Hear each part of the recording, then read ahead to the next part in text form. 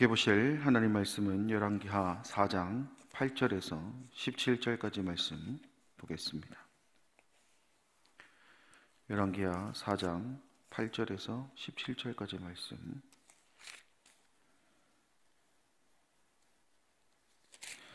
제가 보는 성경으로 구약 565면에 있습니다.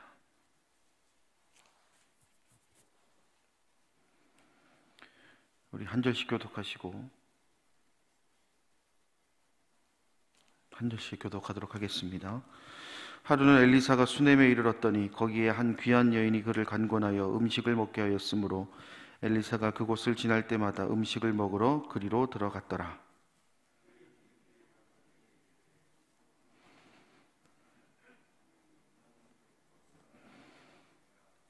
청하건대 우리가 그를 위하여 작은 방을 담 위에 만들고 침상과 책상과 의자와 촛대를 두사이다. 그가 우리에게 이르면 거기에 머물리이다 하였더라.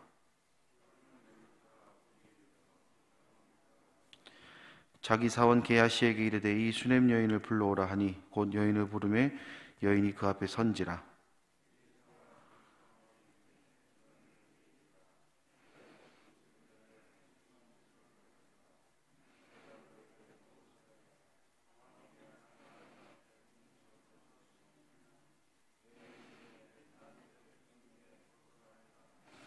엘리사가 이르되 그러면 그를 위하여 무엇을 하여야 할까 하니 게하시가 대답하되 참으로 이 여인은 아들이 없고 그 남편은 늙었나이다 하니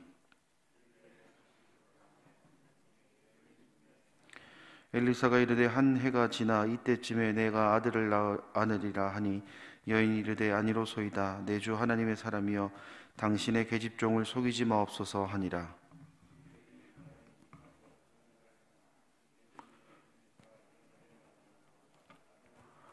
아멘. 오늘 본문의 말씀은 엘리사를 공개하였던 수넴 여인의 이야기를 기록하고 있습니다. 8절 말씀을 보시면 하루는 엘리사가 수넴에 이르렀더니 거기에 한 귀한 여인이 그를 간곤하여 음식을 먹게 하였으므로 엘리사가 그곳을 지날 때마다 음식을 먹으러 그리로 들어갔더라. 먼저 이 수넴이라는 곳이 어디냐? 이스라엘과 갈멜산 그 사이에 있는 곳입니다. 평소에 이 엘리사가 갈멜산에 주로 거주하면서 그 북이스라엘의 왕궁이 있는 이스라엘을 자주 왕래했기 때문에 이 수넴이라는 곳은 자주 방문했던 곳이라고 할 수가 있겠죠. 그러던 중에 이곳에서 한 여인을 만나게 됩니다. 성경은 이 여인을 귀한 여인이라고 표현하고 있는데 이 뜻은 물질적으로나 사회적으로나 부유하고 유력한 사람이다 라는 뜻을 가지고 있습니다. 그런 그녀가 지금 엘리사에게 간건하고 있습니다. 간건이라는 것은 간절히 권한다, 간절히 부탁한다 라는 것인데 여기서 알 수 있는 것은 그녀에게 고민이 있을 것 같다라는 것이 예상이 됩니다. 그 고민이 또 무엇이냐 봤더니 14절 말씀 중반부에 게하시가 대답하되 참으로 이 여인은 아들이 없고 그 남편은 늙었나이다 라고 기록하고 있습니다. 아들이 없다라는 것이죠. 지금이야 자녀 없이 살고 있는 가정들이 있을 정도로 이세에 대한 부담이 좀 적지만 또 이게 없다, 필요성에 대한 부분이 좀 크게 와닿진 않지만 고대 이스라엘에서는 아기를 낳을 수 없다는 사실은 매우 심각한 일이었기 때문에 충분한 고민이 된다는 부분이죠. 특히 불임에 대한 책임이 여자에게 전적으로 돌려졌기 때문에 아들이 없고 또 자녀가 없는 그 여인의 고통은 이루 말할 수 없는 상황이다라고 이야기할 수가 있겠습니다. 좀 더 쉽게 설명을 해보자면 창세기 30장에 등장하는 라헬의 모습, 아들을 갖지 못했던 그 모습과 또 분인나로 인해서 내 마음이 심히 격동하여 번민케 되었다라고 고백하는 그 한나의 심정도 같은 맥락이라고 보시면 될 것 같습니다. 그럼 왜 이렇게 고대 이스라엘에서는 이렇게 자녀를 낳지 못하는 것에 대해서 이토록 간절함을 가질까라는 부분을 한번 들여다볼 필요가 있습니다. 그것은 말씀을 잘못 이해했기 때문이죠. 고대 이스라엘 사람들은요, 신명기 7장 14절의 말씀을 들어서 하나님께 순종하지 않았기 때문에, 하나님 말씀을 듣지 않았기 때문에 생육하지 못했다라는 착각에 빠져 있었습니다. 한마디로 내가 지금 자녀를 낳지 못하는 것은 하나님께 순종하지 못해서 하나님의 심판이 있었기 때문이다 라는 것이 그들 사회에 있었기 때문에, 요즘에야 뭐 여러 가지 문제들 때문에 불임이 있을 수 있다라고 판단할 수 있겠지만, 그 당시만 해도 내가 뭐라도 한 가지 죄를 지었구나, 하나님 말씀 순종하지 못했구나라는 생각을 했기 때문에, 그런 착각이 있었기 때문에 지금 이 여인이 고민하는 것처럼 당시에는 많은 사람들이 아이를 낳지 못하는 것에 대해서 부담감을 가졌다라는 것이죠. 그리고 심지어 남편이 임신하지 못하는 여인을 대신할 여자를 집에 들일 수도 있었기 때문에 아이를 갖지 못한다는 것은 여인으로서 엄청난 수모로 느껴질 수밖에 없었다는 것이죠. 그렇기 때문에 이 수냄 여인의 간권은 좀 당연해 보일 수도 있습니다. 그녀의 삶은 귀한 여인이라는 단어에서도 살펴볼 수 있듯이 남부럽지 않은, 물질적으로나 사회적으로나 부유하고 유력한 사람이었지만 결국 해결되지 않은 한 가지 일로 인해서 인생 최악의 상황을 지금 경험하고 있다는 것이죠.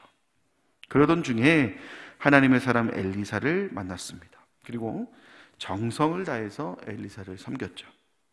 10절에서 기록하고 있듯이 엘리사가 머무를 방에서부터 먹는 음식에 이르기까지 소홀함이 없었다라는 것입니다. 그리고 엘리사는 그런 수냄 여인의 정성 어린 친절에 감동하여서 14절 말씀 초반부에 기록하고 있듯이 그녀를 위하여 할 수 있는 것이 없을까라는 이 고민에서 출발하게 되었고, 자신의 사환이었던 게하시를 통해 이 여인에게 아들이 없음을 듣게 됩니다. 그리고 그 아들 없는 여인을 축복하는 것이 오늘 이 열왕기하 4장 8절에서 17절 말씀의 전체적인 줄거리라고 할 수가 있겠습니다. 사랑하는 여러분, 오늘 여러분과 제가 나누고자 하는 말씀의 핵심이 무엇이냐? 바로 수냄 여인처럼 먼저 친절을 베풀 수 있어야 된다라는 부분입니다. 다시 말해서 내가 지금 처한 상황과 관계없이 할 수 있는 최선의 노력을 할 수 있느냐 없느냐, 해야 될 일이 있다면 그것을 마땅히 감당하는 것이 중요하다는 부분입니다. 한 가지 예를 들어볼까요? 우리가 잘 알고 있는 아브라함의 이야기가 있습니다. 그도 역시나 자식이 없이 오랜 기간을 보냈던 사람입니다. 아이를 낳지 못한다는 것에 대한 부담감 역시 마찬가지로 있던 사람이었죠. 그런 그가 어떤 삶을 살았습니까? 이웃에게 늘 친절을 베풀던 삶을 살았습니다. 그리고 그렇게 친절을 베풀던 삶을 살아가던 도중에 하나님의 천사를 영접하게 되었고, 다른 사람들과 마찬가지로 정성을 다해 섬겼습니다. 그랬더니 어떤 일이 펼쳐졌느냐? 창세기 18장에서 기록하고 있는 것처럼 그가 간절히 원하는 것에 대한 응답을 받는 놀라운 경험을 하게 되었습니다. 그렇습니다. 이 두 사건의 공통점은 내가 어떤 상황에 처해 있다 할지라도 내가 해야 되는 삶의 분량이 있다는 겁니다. 하나님의 사람으로서 내가 감당해야 될 일이 있다는 것이죠. 그것은 내가 지금 고난의 순간에 있든지 내가 기쁨의 순간에 있든지 그것이 먼저 선행되어지는 것이 아니라 그것보다 훨씬 앞서서 내가 하나님의 사람으로 감당해야 될 일이 있다는 것입니다.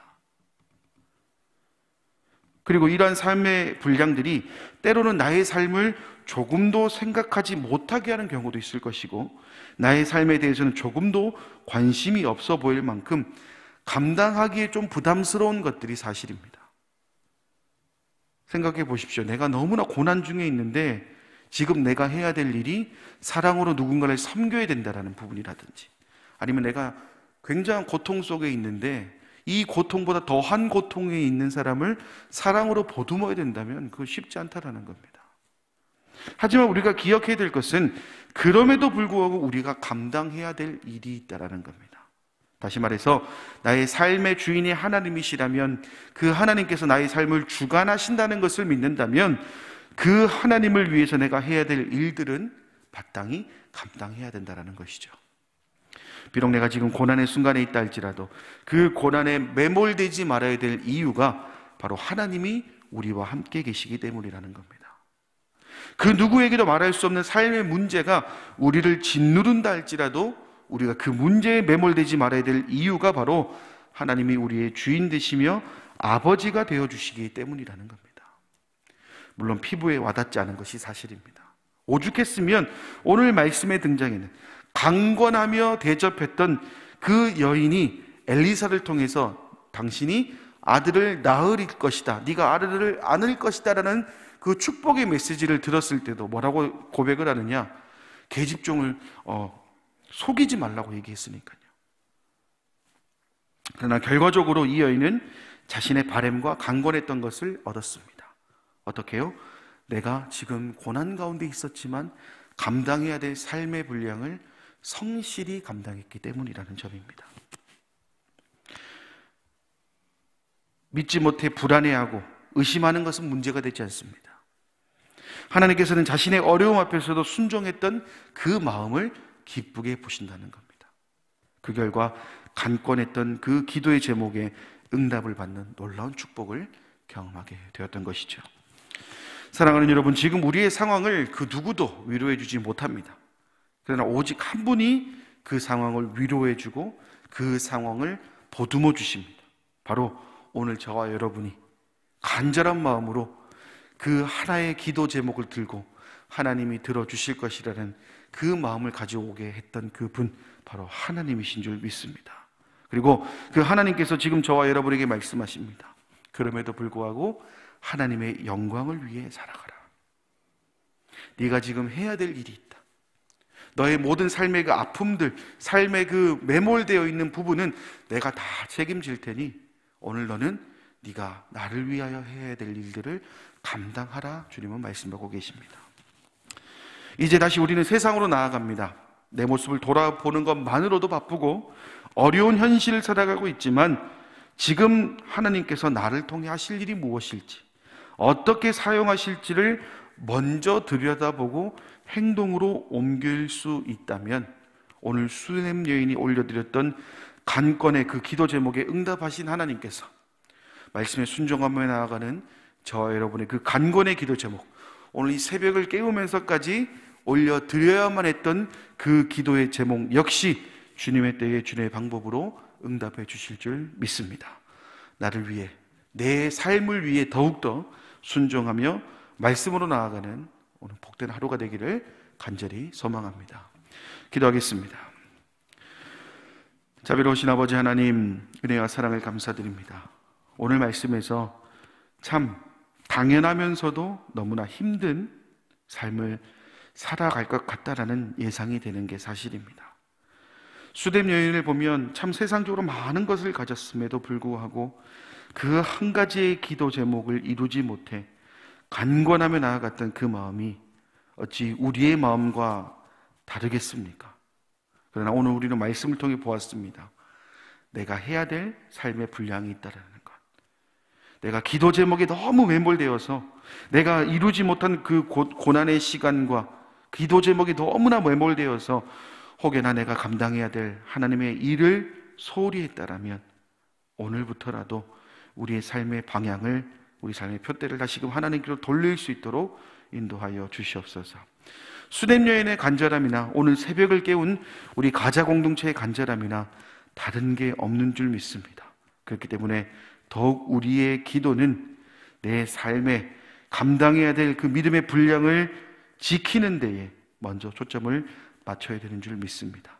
그리고 그렇게 맞춰 나아갈 때에 하나님께서 우리 모든 성도들의 삶을 책임져 주실 줄 믿사오니 오늘 이 다짐이 무너지거나 흩어지거나 없어지지 않도록 주님 끝까지 인도하여 주시옵소서. 그래서 종국에는 우리의 기도의 제목이 이루어지는 것은 물론이거니와 다시금 이 땅 가운데 하나님의 영광이 가득한 그 미래를 우리가 기대하며 나아갈 수 있도록 역사하여 주시옵소서. 모든 말씀 예수님의 이름으로 기도드립니다. 아멘. 하늘에 계신 우리 아버지, 아버지의 이름을 거룩하게 하시며 아버지의 나라가 오게 하시며 아버지의 뜻이 하늘에서와 같이 땅에서도 이루어지게 하소서. 오늘 우리에게 일용할 양식을 주시고 우리가 우리에게 잘못한 사람을 용서하여 준 것 같이 우리 죄를 용서하여 주시고 우리를 시험에 빠지지 않게 하시고 악에서 구하소서. 나라와 권능과 영광이 영원히 아버지의 것입니다. 아멘.